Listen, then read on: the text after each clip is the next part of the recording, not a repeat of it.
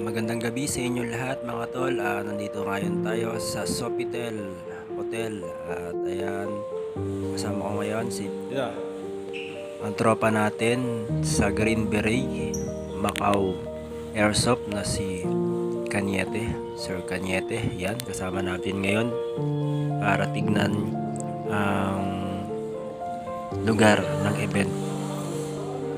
At para makita rin namin at ma-instruct kung ano yung mga bagong instruction sa amin.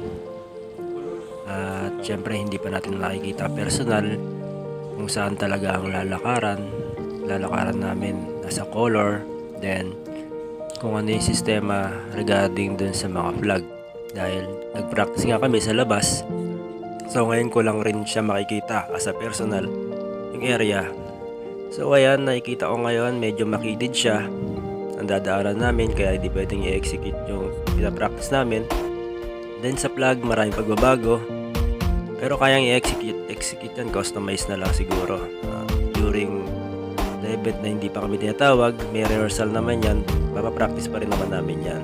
So by twos ang mangyayari dyan, pero na-practice na namin yan as in second day ng practice.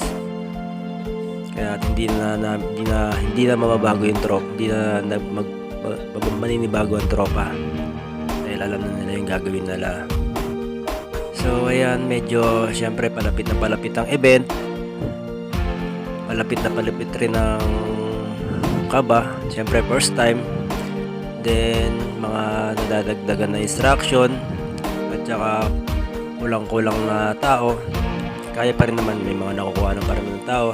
At syempre bukas may bago na naman tayong tuturuan, dahil nga sa syempre schedule ng trabaho, kailangan priority pa rin naman ng trabaho.